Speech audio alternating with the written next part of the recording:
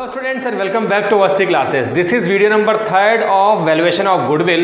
और स्टार्टिंग के 2 वीडियोस में आप लोगों ने देख लिया कि मैंने आपको कंप्लीट थ्योरी पैकेज वहां पे गुडविल का दे दिया है। वीडियो नंबर 2 में मैंने आपको एवरेज प्रॉफिट मेथड से गुडविल कैसे फाइंड आउट करते हैं उसके कुछ सिंपल बेसिक क्वेश्चन वहां पे सॉल्व करा दिए हैं। इस सेगमेंट में भी हम आज यहां पर एवरेज प्रॉफिट मेथड के बारे में ही बात करेंगे। प्रीवियस वीडियो में मैंने आपको एवरेज प्रॉफिट मेथड से और weighted average profit of method से कैसे गुडविल सॉल्व करते हैं ये मैंने आपको वहां बता दिया था। और मैंने आपसे प्रीवियस वीडियो में कहा था कि कुछ ट्रिकी क्वेश्चन के साथ मैं फिर से आपके लिए कुछ नया लेकर आऊंगा। और आज इस वीडियो में मैं आपके लिए लेकर आया हूं यहां पर 2 इंपॉर्टेंट क्वेश्चन है जिसमें कई सारे कंसेप्ट है और उन कंसेप्ट को क्लियर करते हुए आज हम एवरेज प्रॉफिट मेथड से गुडविल कैसे सॉल्व करते हैं आज से आपको कोई प्रॉब्लम होने नहीं वाली है। तो आइए स्टार्ट करते हैं पहले नंबर क्वेश्चन के साथ में। क्वेश्चन जो ऑलमोस्ट मैंने यहाँ पे लिखा है, पहले हम क्वेश्चन पढ़ेंगे, इसके बेसिक पॉइंट्स के बारे में काफी कुछ डिस्कशन कर लेंगे। मैं आपसे बार बार रिपीट करता हूं, आपको जितना इंपॉर्टेंट आंसर सॉल्व करना है उतना ही इंपॉर्टेंट आपके लिए होता है कि पहले आप क्वेश्चन को अच्छे से समझ लें, इसके कंसेप्ट क्या है, क्वेश्चन हमसे पूछ रहा है और उसके बाद आंसर हम चुटकी में सॉल्व कर सकते हैं। आइए स्टार्ट करते हैं पहले क्वेश्चन। और क्वेश्चन हमारे पास लिखा हुआ है, प्रॉफिट हमारे पास में 13, 14 और 15 के रिस्पेक्टिवली 40,000, 50,000 और ₹60,000 के प्रॉफिट हमारे पास में दिए हुए हैं। हम वेटेड एवरेज प्रॉफिट से यहां पर गुडविल निकालना सीख रहे हैं। इसके अलावा पॉइंट नंबर 2 है, सारे ही पॉइंट वाइज मैंने क्वेश्चन के पॉइंट लिख रखे हैं। और पॉइंट नंबर 2 है कि non recurring income ₹1,000 included in 2014।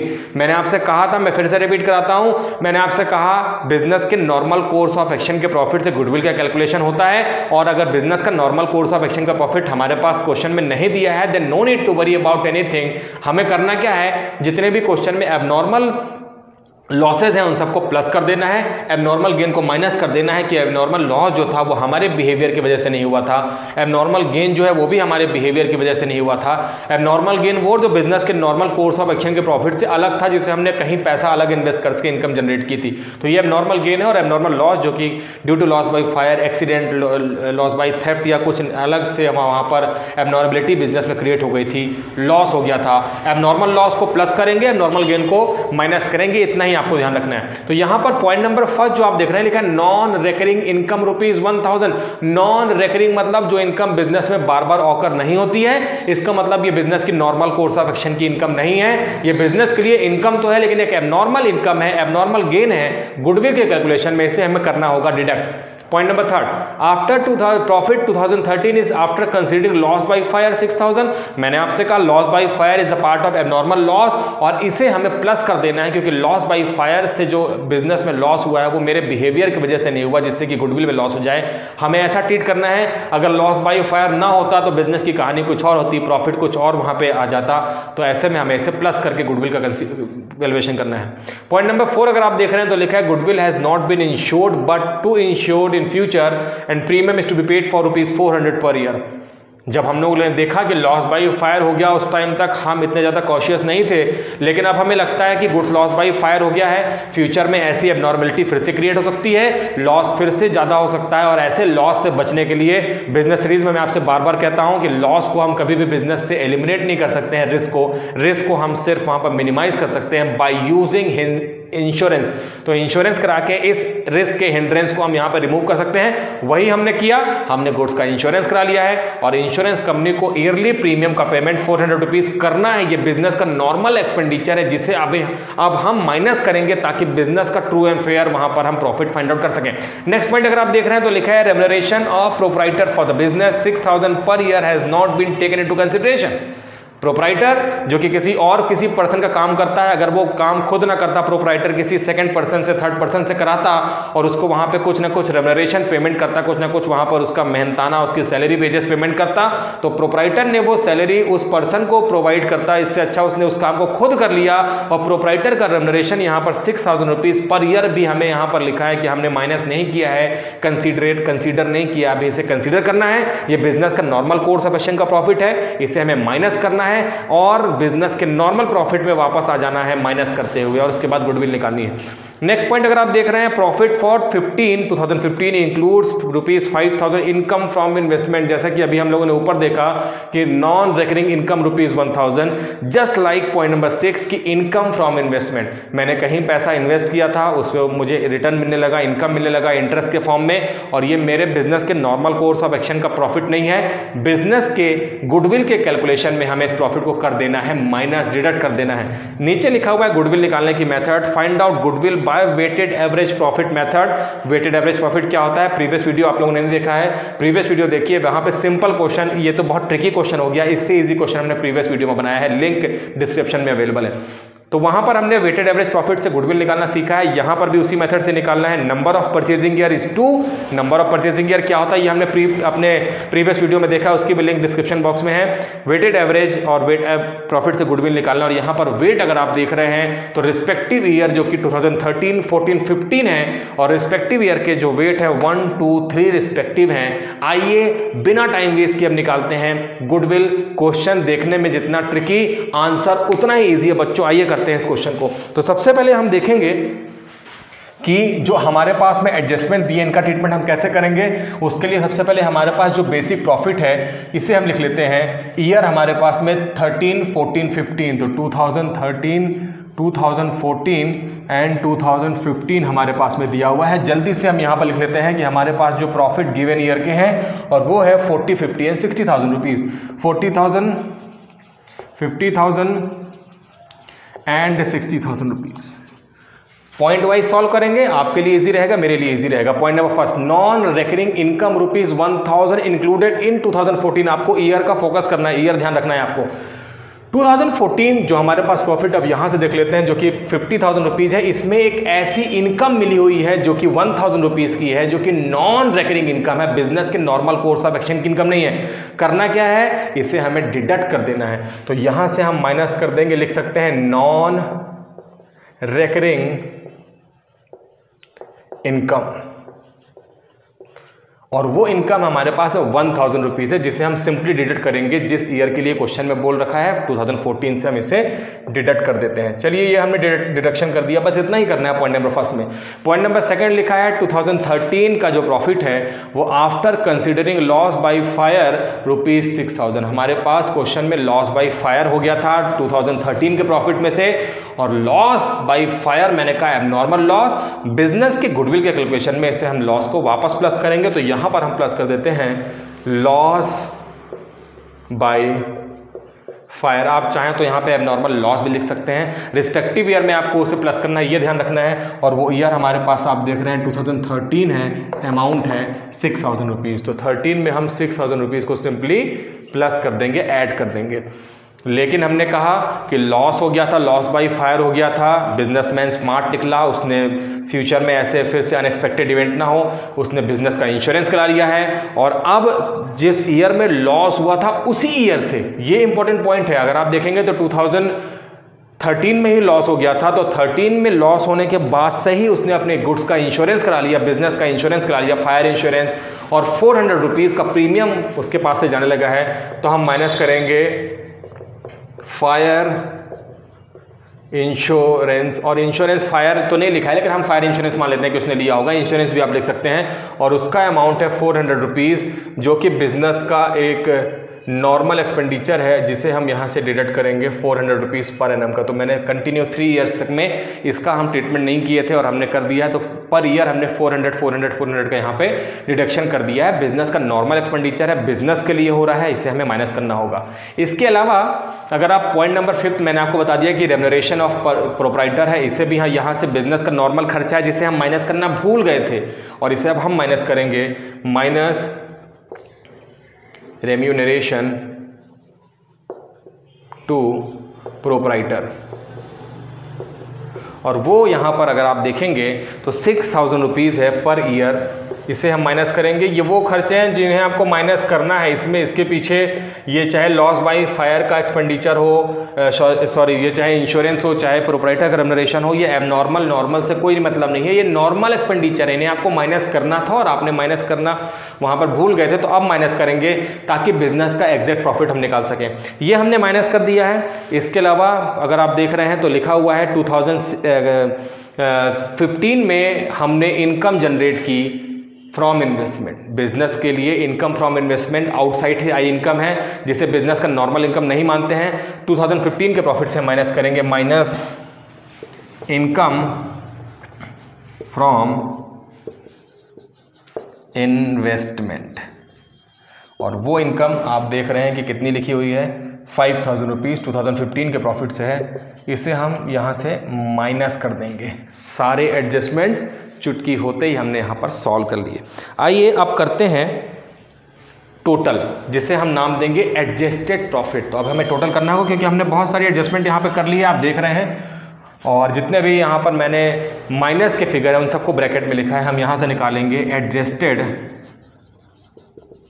Profit, निकाल लेते हैं। अगर आप एडजस्टेड प्रॉफिट निकाल रहे हैं तो हमारे पास में फर्स्ट ईयर में आ जाएगा 39,600। करना क्या है आपको, 40 में से 6,000 प्लस करना है, उसके अलावा उसमें से 6,400 को माइनस कर देना है।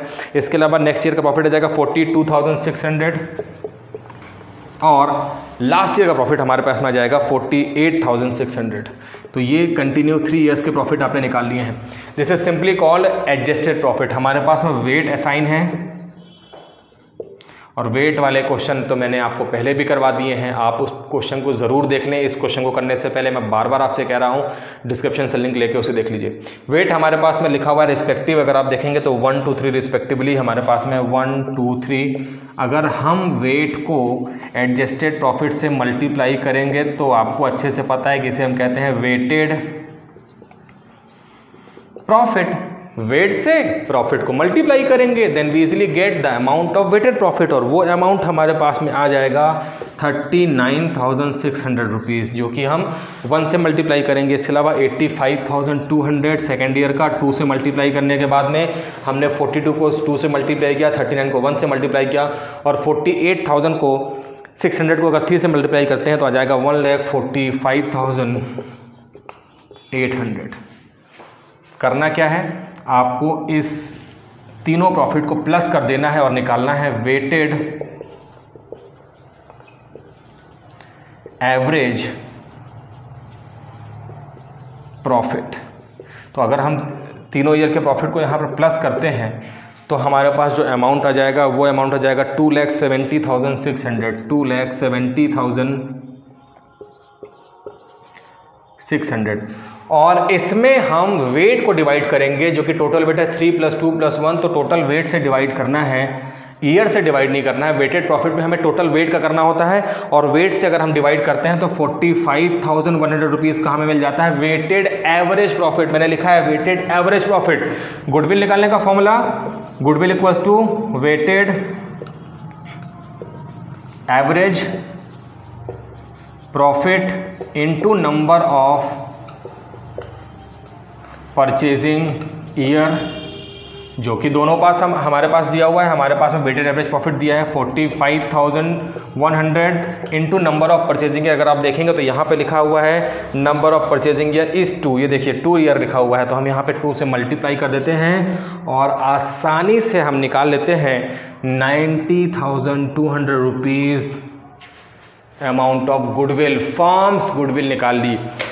पहला क्वेश्चन, ट्रिकी क्वेश्चन इस वीडियो का पहला क्वेश्चन, गुडविल का तो नहीं बोलूंगा क्योंकि इसके पहले हमने बहुत सारे क्वेश्चन सॉल्व कर लिए हैं। ये पहला क्वेश्चन है गुडविल का, जिसमें हमने देख लिया फॉलोइंग पॉइंट्स को फॉलो करते हुए गुडविल निकाल ली on the basis of weighted average profit method.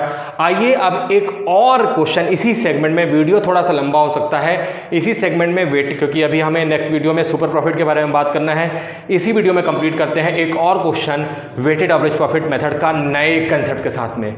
चलिए एक और क्वेश्चन की तरफ मूव करते हैं और इस क्वेश्चन में हम गुडविल देखेंगे वेटेड एवरेज प्रॉफिट से कैसे निकलती है, और इस क्वेश्चन को बोर्ड में सॉल्व करें। इसके पहले इस क्वेश्चन से रिलेटेड एक कंसेप्ट जो कि हम लोगों ने क्लास 11th में ऑलरेडी पढ़ लिया है उसे रिकॉल कर लेते हैं। और वो कंसेप्ट है जो नेचर ऑफ एक्सपेंडिचर हम लोगों ने क्लास 11 में पढ़ा था। वो हम लोगों ने पढ़ा था कि वो 2 टाइप का होता था, जिसे हम कहते थे रेवेन्यू एक्सपेंडिचर, और दूसरा एक एक्सपेंडिचर जिसे हम कहते थे कैपिटल एक्सपेंडिचर। रेवेन्यू और कैपिटल एक्सपेंडिचर में डिफरेंस क्या है वो जल्दी से जान लेते हैं, और ये जानना हमारे लिए जरूरी है क्योंकि यही हमारे इस क्वेश्चन का कंसेप्ट है। रेवेन्यू एक्सपेंडिचर और those expenditure which are recorded in trading और प्रॉफिट एंड लॉस अकाउंट। वो एक्सपेंडिचर जिसे हम ट्रेडिंग अकाउंट या प्रॉफिट एंड लॉस अकाउंट में रिकॉर्ड करते थे उसे हम कहते थे रेवेन्यू एक्सपेंडिचर। इसका मतलब ये क्लियर हो गया बच्चों कि इसे हम या तो ट्रेडिंग अकाउंट में रिकॉर्ड करेंगे और या तो इसके हम रिकॉर्डिंग करेंगे प्रॉफिट एंड लॉस अकाउंट में। तो यहां पर और लगा देते हैं, या 2 में से किसी एक ही जगह पे रिकॉर्ड होगा एक आइटम, तो ट्रेडिंग अकाउंट में रिकॉर्ड हो सकता है या प्रॉफिट एंड लॉस अकाउंट में रिकॉर्ड हो सकता है। इसके अलावा एक दूसरा एक्सपेंडिचर था जिसे हम कहते थे capital expenditure, and capital expenditure always recorded in the asset side of balance sheet. तो ये हमारे बैलेंस शीट के एसेट साइड में रिकॉर्ड होता था। तो ये एक इंपॉर्टेंट कंसेप्ट आपको समझना जरूरी है। एक और छोटी सी बात कर लूं इसी कंसेप्ट को, क्योंकि मैं आपसे बार बार कह रहा हूं ये इस क्वेश्चन से रिलेटेड है। सेकंड जो डिफरेंस है रेवेन्यू और कैपिटल एक्सपेंडिचर में, ये एक्सपेंडिचर डायरेक्टली रिकॉर्ड हो जाते हैं ट्रेडिंग अकाउंट या प्रॉफिट एंड लॉस अकाउंट में। वहीं दूसरी तरफ जो हमारे पास कैपिटल एक्सपेंडिचर होते हैं, इनकी रिकॉर्डिंग हम सबसे पहले करते हैं बैलेंस शीट के एसेट साइड में। कैपिटल एक्सपेंडिचर वो जो सब्जेक्ट टू डिप्रिसिएशन होते हैं। कैपिटल एक्सपेंडिचर बैलेंस शीट के एसेट साइड में रिकॉर्ड होने के बाद हमारे बिजनेस के लिए फिक्स्ड एसेट बन जाते हैं और फिक्स्ड एसेट्स में हम डिप्रिसिएशन चार्ज करते हैं। तो कहने का मतलब ये हो गया कि सबसे पहले हमें कैपिटल एक्सपेंडिचर को रिकॉर्ड करना है बैलेंस शीट के एसेट साइड में, और उसका एक सर्टेन परसेंटेज सर्टेन मंथ के हिसाब से, जितने भी मंथ वहां पे हमारी एसेट्स रन करती है, उसका डिप्रिसिएशन हमें प्रॉफिट एंड लॉस अकाउंट में शो करना होता है। तो यूनिकनेस अगर आप समझें तो ये रेवेन्यू एक्सपेंडिचर डायरेक्टली रिकॉर्ड हो जाते हैं प्रॉफिट एंड लॉस अकाउंट में, जबकि कैपिटल एक्सपेंडिचर का एक पार्ट जो है एक at the end of accounting year, जिसे हम डिप्रिसिएशन कहते हैं, वो रिकॉर्ड होता है रेवेन्यू एक्सपेंडिचर में। इसका मतलब ये हो गया कि इस पर्टिकुलर एसेट्स का जो भी डिप्रिसिएशन होगा, ये डिप्रिसिएशन हमारे लिए रेवेन्यू एक्सपेंडिचर माना जाएगा और इसे हम प्रॉफिट एंड लॉस अकाउंट में ट्रीट करेंगे। तो ये कंप्लीट जो हमारे पास में एक्सपेंडिचर है, इसे हम बैलेंस शीट के एसेट्स में लिखेंगे, लेकिन इसका एक सर्टेन पार्ट हम अल्टीमेटली निकालेंगे जिसे हम डिप्रिसिएशन कहते हैं, और उसे हम लिखते हैं प्रॉफिट एंड लॉस अकाउंट में। जब भी किसी भी एक्सपेंडिचर को हम प्रॉफिट एंड लॉस अकाउंट में लिखते हैं, एक्सपेंसेस को प्रॉफिट एंड लॉस अकाउंट में लिखते हैं, उतने ही अमाउंट से हमारा प्रॉफिट वहां पर कम हो जाता है। ये कंसेप्ट आपको ध्यान रखना होगा। तो चलिए अब क्वेश्चन की तरफ मूव करते हैं। क्वेश्चन ये जो बोर्ड में लिखा हुआ है, ये क्वेश्चन का ऑलमोस्ट क्वेश्चन है, लेकिन मैं इसे ग्लिम्पसेस कहता हूं कि कुछ एक आध लिटरेचर मैंने यहां से कुछ गायब कर दिया है। मैं आपके साथ में क्वेश्चन को यहां पर जल्दी से शेयर करता हूं स्क्रीन पे, आप भी देखिए मेरे साथ में। तो क्वेश्चन है, calculate the value of goodwill on the basis of 3 year purchase of the weighted average profit of the last 5 year. तो आपने देखा कि गुडविल हमें निकालना है 3 ईयर के परचेज के वेटेड एवरेज प्रॉफिट के बेसिस पे। Profit to be weighted 1, 2, 3, 4 and 5 with the greatest weighted in the given to last year. तो आप देख रहे हैं कि वेट जो है वो रिस्पेक्टिवली 1, 2, 3, 4, 5 है, और जो 5th नंबर का वेट है वो हमारे लिए लास्ट ईयर, इट मीन्स कि 2019 के लिए है। यहाँ पर profit for the last 5 year as year ended 31 March को आप प्रॉफिट देख पा रहे हैं 15, 16, 17, 18, 19, और प्रॉफिट है हमारे पास 15 का 80,000। 2016 में प्रॉफिट है 1,05,000। लेकिन इसमें एक इंपॉर्टेंट बात यह है कि जो 1,05,000 रुपीज का प्रॉफिट है, इस प्रॉफिट में अगर आप देखेंगे तो ब्रैकेट में लिखा है after considering abnormal loss rupees 41,500। Question के बाद इस पॉइंट में हम डिस्कशन करते हैं। इसके अलावा 2017 में अगर आप देख रहे हैं तो लॉस लिखा हुआ है 20,000 का। मैंने आपसे कहा लॉस होगा तो उसे हमें ब्रैकेट में लिख देना है, और इस लॉस के ठीक सामने अगर आप देखेंगे तो एक एडजस्टमेंट है जिसे हम कह रहे हैं after considering abnormal gain rupees 40,000। तो एबनॉर्मल गेन का ट्रीटमेंट कैसे होता है ये भी अभी हम देखते हैं। 2018 profit 180 and 2019 profit rupees 2 lakh. Books of account of the firm revealed that closing stock as on 31st March 15 was overvalued rupees 40,000। जो हमारे पास में 2015 का क्लोजिंग स्टॉक था उसका वैल्यूएशन हमने 40,000 रुपीज ओवर वैल्यूड कर लिया था। इट मींस कि इसका वैल्यूएशन 40,000 से ज्यादा हो गया था बाय मिस्टेक। इसके अलावा एक इंपॉर्टेंट पॉइंट जो मैंने आपको अभी कंसेप्ट क्लियर किया रेवेन्यू कैपिटल एक्सपेंडिचर का, repairs to machinery rupees 60,000 was wrongly debited to machinery account. Concept समझना होगा कि wrongly debited to machinery account हो गया रिपेयर मीन्स रेवेन्यू एक्सपेंडिचर, और रेवेन्यू एक्सपेंडिचर को बाय मिस्टेक हमने कैपिटल एक्सपेंडिचर मान लिया है और उसे हमने ट्रीट कर दिया है बैलेंस शीट के एसेट साइड में। और मैंने आपसे बताया कि जब भी कोई एक्सपेंडिचर बैलेंस शीट के एसेट साइड में ट्रीट होगा तो ऐसे एक्सपेंडिचर को हमें उसका डिप्रिसिएशन भी गलती से हमने फिर प्रॉफिट लॉस अकाउंट में चार्ज किया होगा। July 1st, 2017, depreciation was charged on machinery at the rate 20% per annum on diminishing balance method. Find out the value of goodwill.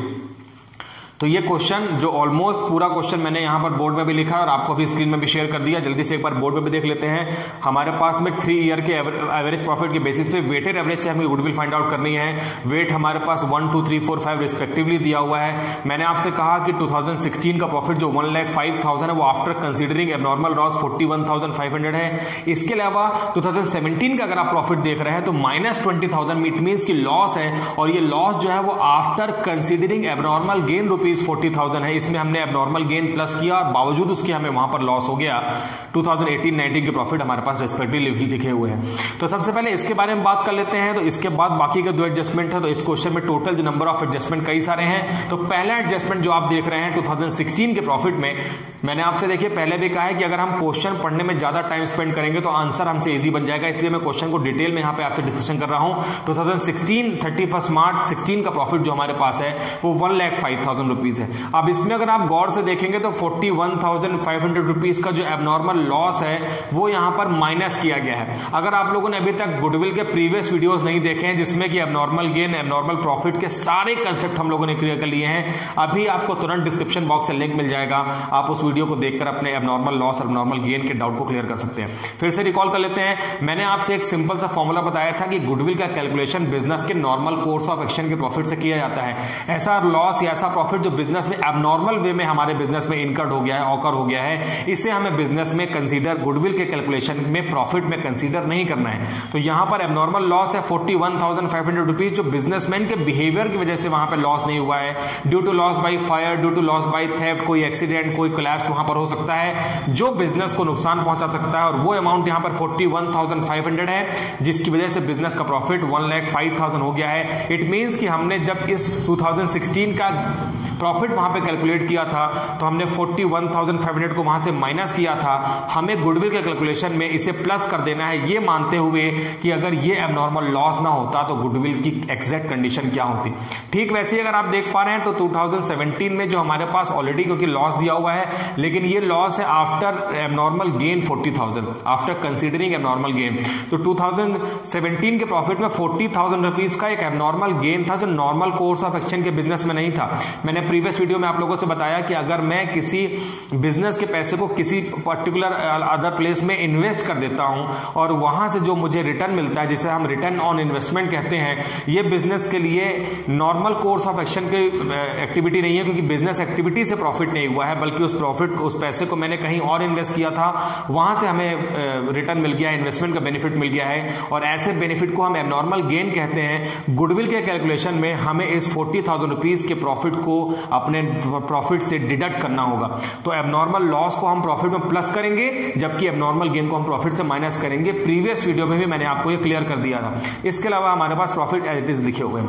तो आपको 2 एडजस्टमेंट क्लियर हो गए हैं कि एबनॉर्मल लॉस को 1,05,000 रुपीज में हम प्लस करने वाले हैं, वहीं 40,000 रुपीज को -20,000 जो कि ऑलरेडी माइनस में है, तो इसे हम माइनस कर देंगे, तो हमारे पास 2017 का लॉस जो है वो इंक्रीज होके 60,000 रुपीज हो जाएगा। अभी हम कैलकुलेशन करते हैं। बुक्स ऑफ अकाउंट जब हमने क्लोज की तो हमने देखा कि क्लोजिंग स्टॉक 15 का, मींस 2015 का क्लोजिंग स्टॉक जो है वो हमारे पास में ओवर वैल्यूड था 40,000 रुपीज। जल्दी से देख लेते हैं कि अगर क्लोजिंग स्टॉक ओवर वैल्यूड था 15,000 का, तो हमारा प्रॉफिट कम होगा कि ज्यादा होगा। इसके लिए हम एक छोटा सा यहां पे बना के देख लेते हैं कि अगर ये ट्रेडिंग अकाउंट है और ये 31 मार्च 2015 का क्लोजिंग स्टॉक का कैलकुलेशन जो था वो यहां पे लिखा गया था बाय क्लोजिंग स्टॉक, और क्लोजिंग स्टॉक जो है वो 40,000 रुपीज, सॉरी 40,000 रुपीज से हमने ज्यादा यहां पर लिख दिया है, ओवर वैल्यूड कर लिया है। और जब हम ओवर वैल्यूड कर लेंगे तो जितना ज्यादा वेट, जितना ज्यादा लोड हम किसी भी अकाउंट के क्रेडिट साइड में देंगे, उतने से ही बिजनेस का प्रॉफिट वहां पे बढ़ा हुआ दिखेगा।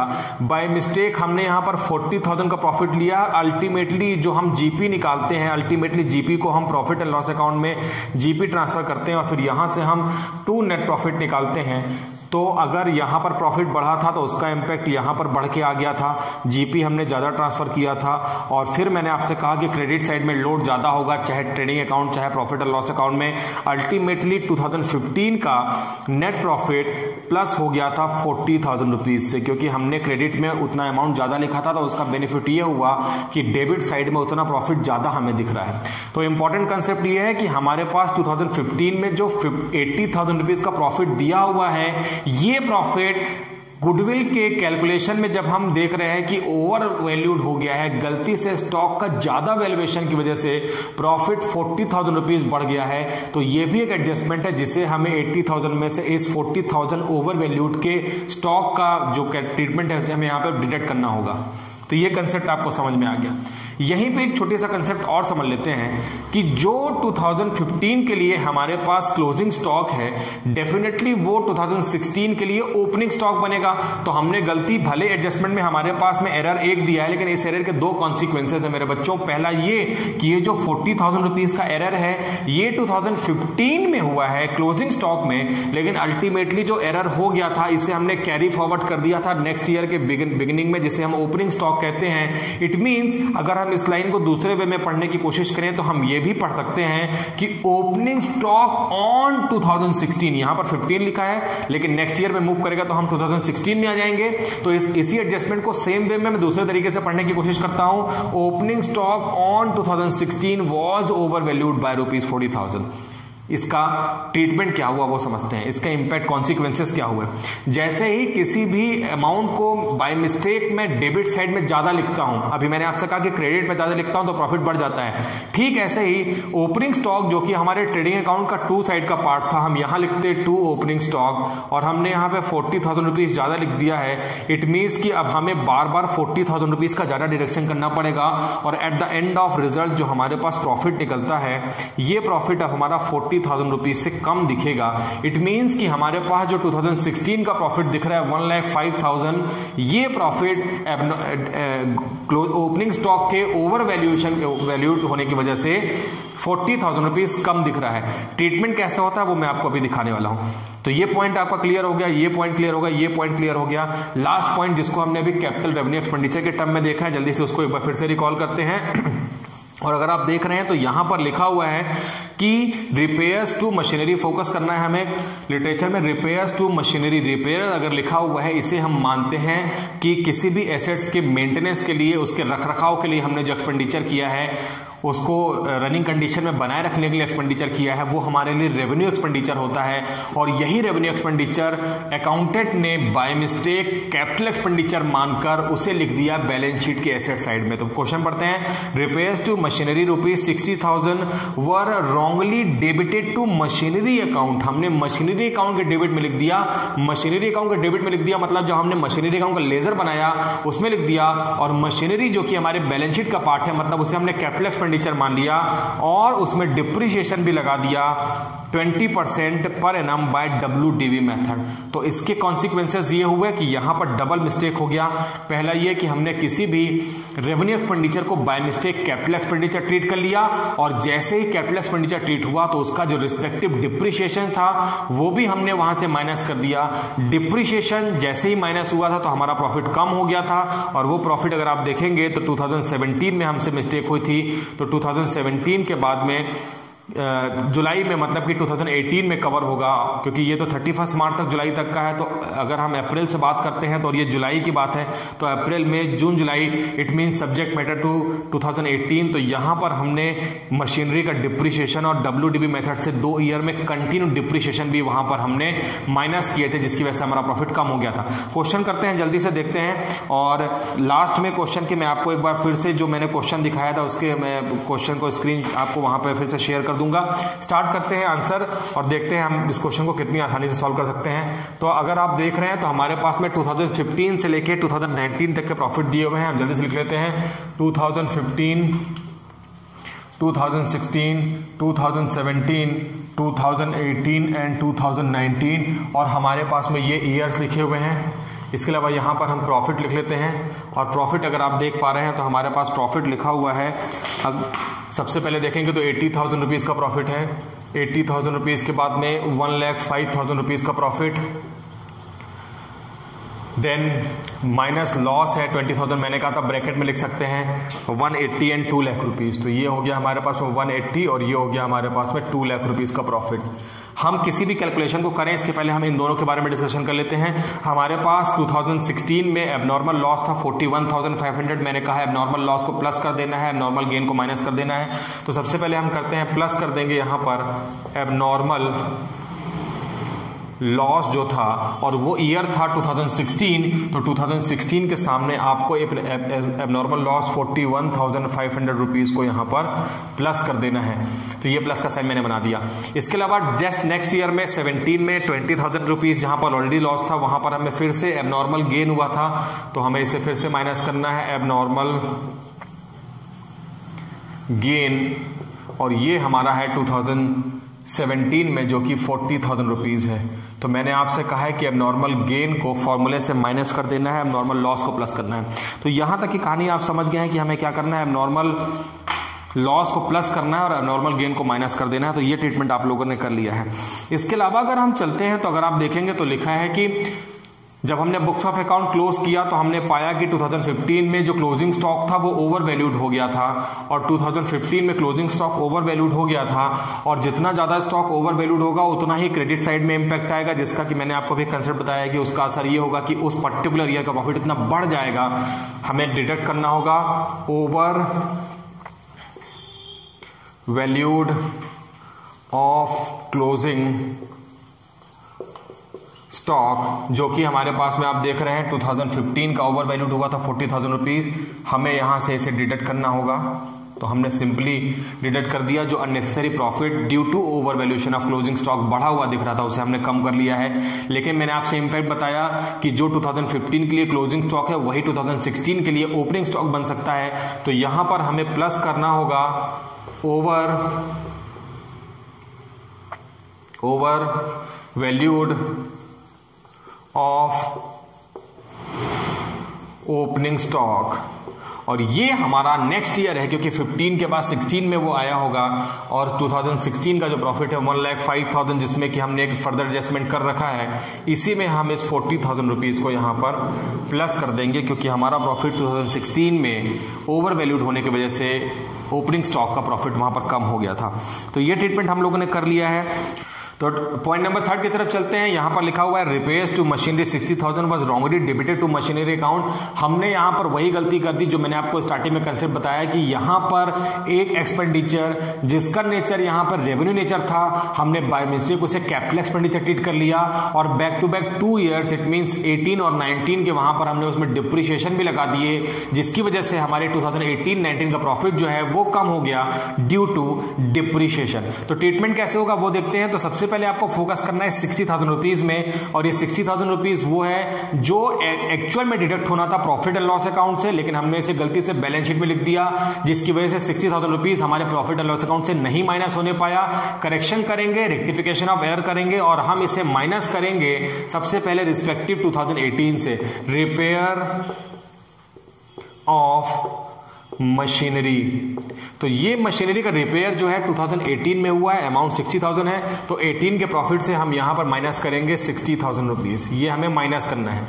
लेकिन अगर आप फोकस करेंगे तो लिखा हुआ है depreciation was charge on machinery at the rate 20% by WDV method. 2 continue year के पहले हम यहां पर डिप्रिशिएशन निकाल के देख लेते हैं। तो 60,000 रुपीज की मशीनरी हमने जो परचेस की थी, और मशीनरी परचेस करने की डेट हमारे पास अगर आप देख रहे हैं तो जुलाई 1 17 लिखा है, तो 1 जुलाई को 2017 में हमने मशीनरी परचेस की थी, जिस हमने रिपेयर किया था, जिसको गलती से हमने परचेस मान लिया था और बैलेंस शीट में लिख दिया था। उसके फर्दर कॉन्सिक्वेंसेज ये हुए थे कि ऑन 31 मार्च 2018 को हमने इसमें डिप्रिशिएशन लगाया था at the rate 20% by WDV method, written down value method से लगाया था।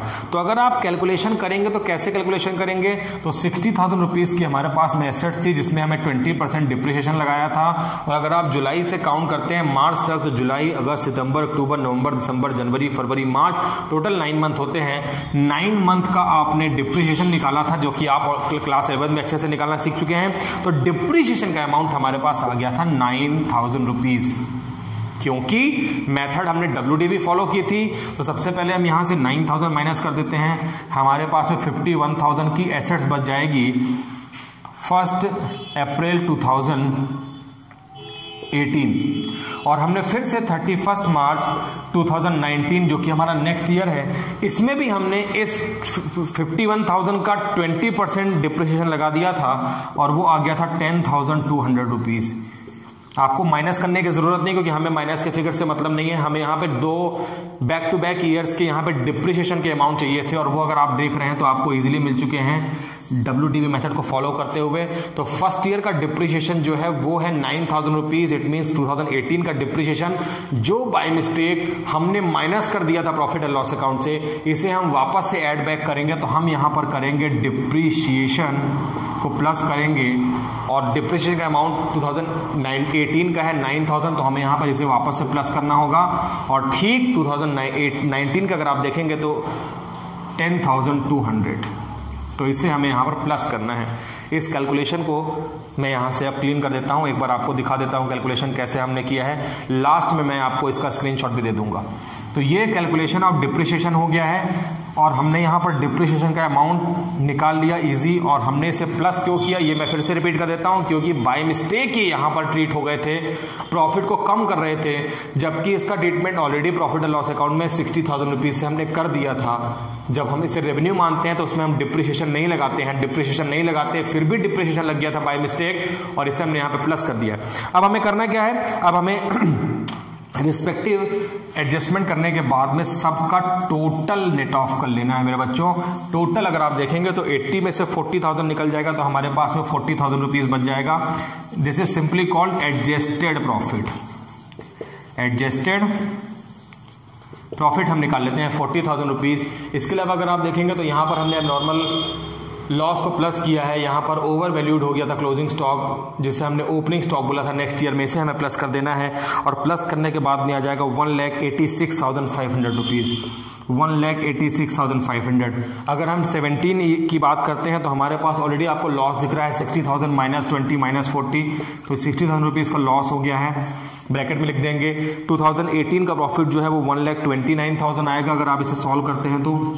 और 2019 का जो टोटल है वो 2,10,200 आ जाएगा। तो ये एडजस्टमेंट है जो हमने कर लिए हैं। हमारे पास में वेट दिया हुआ है, हम यहाँ पर वेट लिख लेते हैं रिस्पेक्टिवली 1, 2, 3, 4 और हमारे पास 5 वेट दिया है। अब आपको करना क्या है, अब आपको यहाँ पर निकालना है वेटेड प्रॉफिट। मैंने आपसे प्रीवियस वीडियो में कहा इसे आप या तो वेटेड प्रॉफिट बोलिए या प्रोडक्ट बोलिए, दोनों का सेम मतलब होता है। करना क्या है, एडजस्टेड प्रॉफिट में रिस्पेक्टिव वेट का मल्टीप्लाई करना है, then we easily find out the amount of weighted profit. कैसे करेंगे, हमें 40,000 में मल्टीप्लाई कर देना है, 40,000 इंटू 1 इक्वल टू 40,000। 86,500 में जब हम 2 का मल्टीप्लाई करेंगे तो 3,73,000। इसके अलावा 60,000 में हमें 3 से मल्टीप्लाई करना है तो 1,80,000, लेकिन ये लॉस है और हम कंटिन्यू लॉस है तो वहां पर ब्रैकेट यूज करते हुए हैं। 1,29,000 इंटू अगर हम 4 करते हैं तो 5,16,000 हमें मिल जाता है। और लास्ट अगर आप देख रहे हैं 2,10,200 और इसमें हम 5 से मल्टीप्लाई करेंगे तो हमारे पास में जाएगा 10,51,000। तो ये हमने निकाल लिया है वेटेड, जिसे हम कहते हैं प्रॉफिट। अब हम निकालेंगे वेटेड एवरेज प्रॉफिट। ये एक complete question weighted average profit का हमने प्रीवियस वीडियो में ऑलरेडी कर रखा है, लेकिन यहाँ पर क्वेश्चन एडजस्टमेंट वाले थे इसलिए इस क्वेश्चन को करना जरूरी था। अब वेटेड एवरेज प्रॉफिट कैसे निकालेंगे आइए देखते हैं। तो उसके लिए हमें पहले टोटल ऑफ प्रॉफिट करना होगा, जो कि हमारे पास लगातार 5 ईयर्स के प्रॉफिट दिए हैं, back to back adjusted profit है जिसे हम वेटेड प्रॉफिट कर रहे हैं। इसका पहले हम टोटल करेंगे और अगर हम टोटल करते हैं तो हमारे पास आ जाता है, मैं यहाँ लिख सकता हूँ एवरेज वेटेड प्रॉफिट। तो एवरेज वेटेड प्रॉफिट कैसे निकलेगा, इसके लिए आपको सम करना है वेटेड प्रॉफिट का, जिसका टोटल हमारे पास में आ रहा है 18 लाख रुपीज। और 18 लाख रुपीज के प्रॉफिट को आपको सिंपली डिवाइड करना है टोटल वेट से। आपको ध्यान रखना है नंबर ऑफ ईयर से डिवाइड नहीं करना है, यहाँ पर टोटल वेट से डिवाइड करना है। और टोटल वेट जो है 54,321, अगर आप इस सब का टोटल करते हैं तो आपको मिलेगा 15। आपको इसको 15 से डिवाइड कर देना है और आप निकाल सकते हैं वेटेड एवरेज प्रॉफिट। तो वेटेड एवरेज प्रॉफिट का जो अमाउंट आ जाएगा वहां पर जाएगा 1,20,000 और 1,20,000 आ गया वेटेड प्रॉफिट। अगर आप गुडविल निकालते हैं तो गुडविल का फॉर्मूला है weighted average profit into number of purchase year. मैं यहां पर स्पेस की कमी है इसलिए फॉर्मूला नहीं लिखूंगा, फॉर्मूला आपको ओरली समझा देता हूं। Goodwill equals to, in case of weighted average profit, तो formula is weighted average profit into number of purchase year, and number of purchase year in this question already given 3 years. आपको करना क्या है, यहां पर 1,20,000 रुपीज जो profit है इसमें नंबर ऑफ परचेजिंग ईयर 3 है, उससे मल्टीप्लाई कर देंगे, then we easily get ₹3,00,000 60,000 and this is called the firm's goodwill. तो ये है गुडविल। हमारे पास इस क्वेश्चन में कई सारे एडजस्टमेंट करने के बाद में हमने यहाँ पे गुडविल का अमाउंट इजीली निकाल लिया 3,60,000 रुपीज़।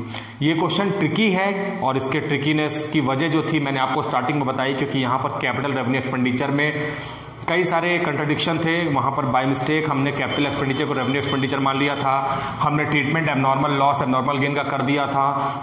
क्लोजिंग स्टॉक का कहीं पर ओवर वैल्यूएशन तो कहीं पे अंडर वैल्यूएशन हो गया था, और इन सब की वजह से हमारे पास इस क्वेश्चन की यूनिकनेस बन जाती है। इसीलिए इस क्वेश्चन को हमने यहाँ पर आप लोगों के लिए बनाया है। हम लगातार आपसे फिर से मिलते रहेंगे और अब हम मूव करेंगे गुडविल के सुपर प्रॉफिट मेथड की तरफ अपने नेक्स्ट वीडियो में। तो इस वीडियो में फिर से मैं आपको एक्सप्लेन कर दूं कि ये हमारा गुडविल का वीडियो नंबर 3 है, और इस वीडियो में हमने फिर से बहुत सारे क्वेश्चन देख लिए हैं। नेक्स्ट वीडियो में फिर मिलते हैं सुपर प्रॉफिट के साथ में। Wish you all the very best.